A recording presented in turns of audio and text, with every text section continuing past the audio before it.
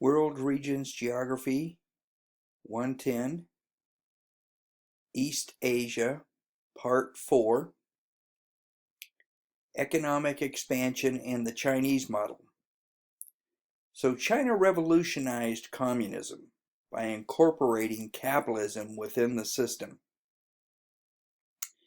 The Chinese Communist Party wants to maintain party control but allow private enterprise with heavy state-run and subsidized companies. And an example of this is to the right. If you look here at this, you see back in 1995, the dominant producer of photovoltaic cells was the United States. The United States was declining. 2000 came, it was kind of stable, then it continued to decline. China was down here at the very bottom, and in a period of 5 years basically caught the United States and surpassed it as now the dominant producer. And you notice everybody else dropped off. Taiwan is producing a few, but certainly nothing compared to China. And part of the reason for that is the heavily subsidized Chinese market. China started in 2000, quickly emerged as a dominant producer, and crushed all of its opponents. Once that happens, it will start to raise prices. China is an export-driven economy. So China is an export-driven economy dependent on foreign demand. So when you think about what happened in 2008, people talk about China owning all this debt. Well, China didn't have any choice. Had they not bought the debt, the Western countries would have dramatically cut back consumption, which would have caused the Chinese economy to collapse. So China had no choice but to buy foreign debt in order to keep those economies, to help stabilize those economies, in order to keep its markets. China is dramatically trying to shift from an export-driven economy to a consumer economy like Western Europe and the US are, but so far it hasn't been real successful. Chinese government policy has heavily subsidized certain industries such as the photovoltaic cells, steel, construction materials, dumping excess products on foreign markets.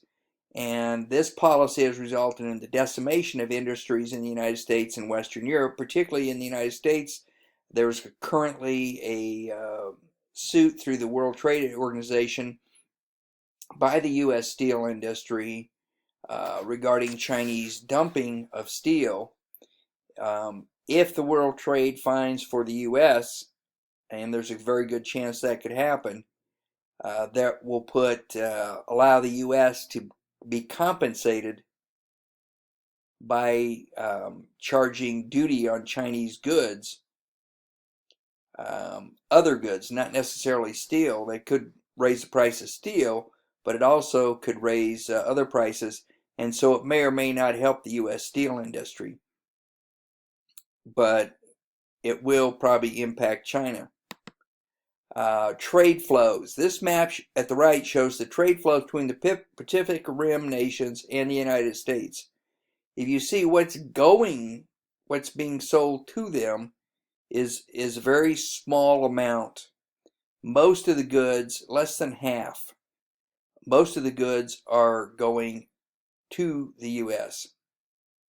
The same, that's 2007. Just before the crash, at the very beginning of the crash. This is now. There is a slight growth, but that's been primarily because of the recovery of the American economy. There's also a slight growth in the exports to China, to the Pacific Rim, from the United States. And I think I was reading today in the paper, or recently, that one thing that is dramatically slowing is imports in the U.S. And that has some economists asking a lot of questions about the U.S. economy. So the emerging Pacific Rim nations account for 48% of world trade. So just the countries right around here, 48%, half of the world trade takes place between these countries. 58% of the world's gross domestic product is between these countries. Well, if you look at it, you have the United States, you have Japan, and you have China, and you have South Korea, and Australia.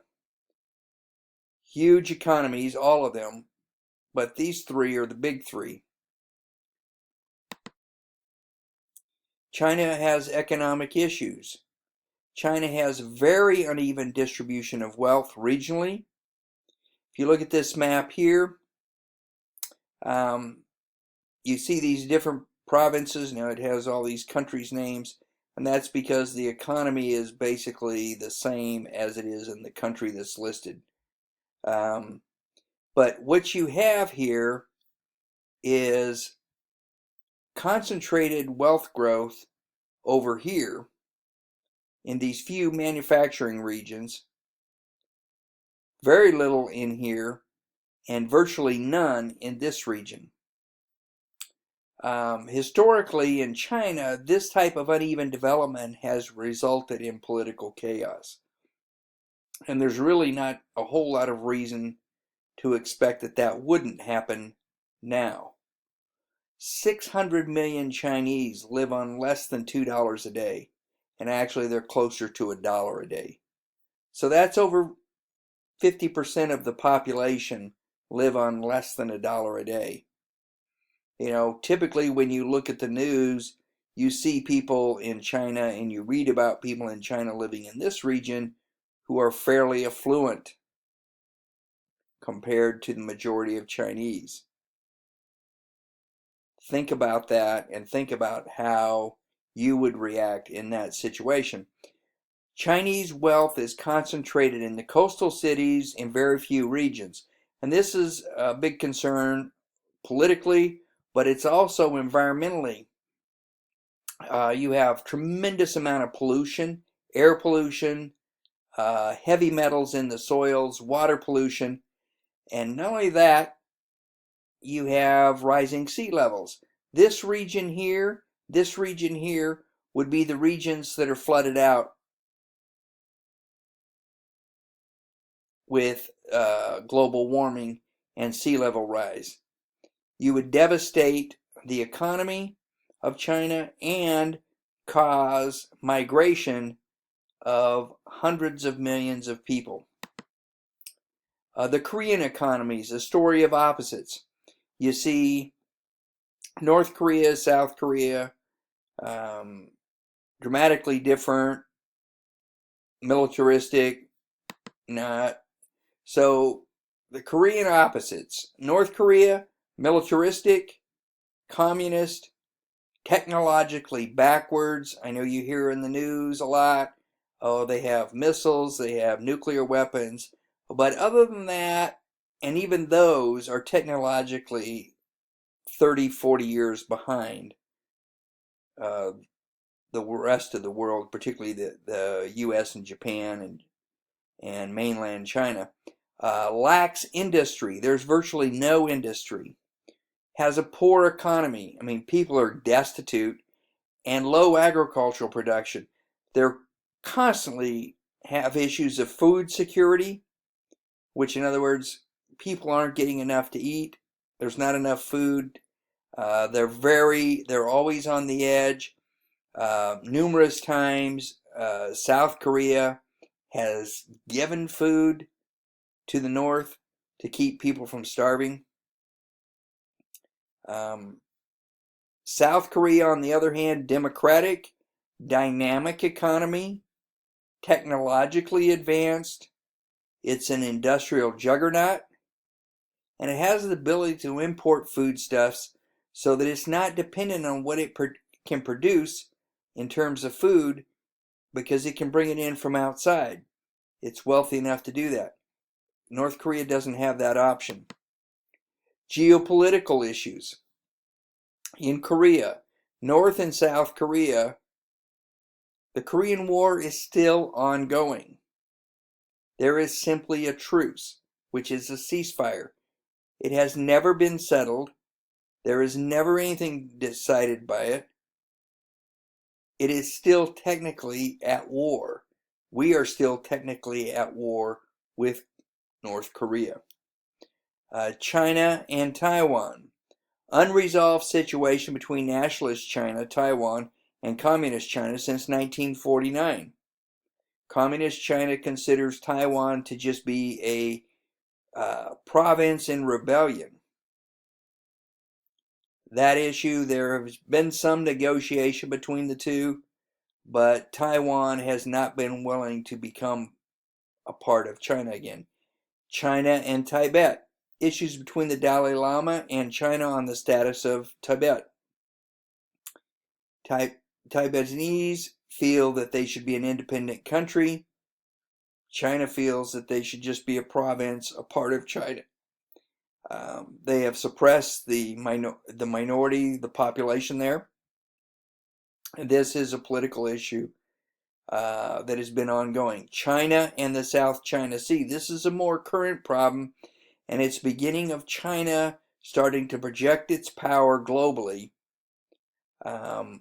Chinese claims regarding control of South China Sea could stir a conflict with the United States, Japan, Philippines, and Vietnam, which could erupt into a global war. But you're beginning to see some problems. China is finding low-level areas that are slightly submerged and creating islands and then calling them Chinese territory and then claiming the area around these islands in a way of trying to control shipping lanes and to lay claim to the entire South China Sea. There's already been some conflict with the Philippines over that, and just days ago there was some problems between the United States and China with U.S. Navy ships going by one of these atolls that the Chinese have dumped a lot of soil on and are claiming as Chinese territory. I think you're going to see some more conflict in the near future, and hopefully it won't erupt into anything. But I think at some point in time, there is going to be some serious conflict between the United States and China.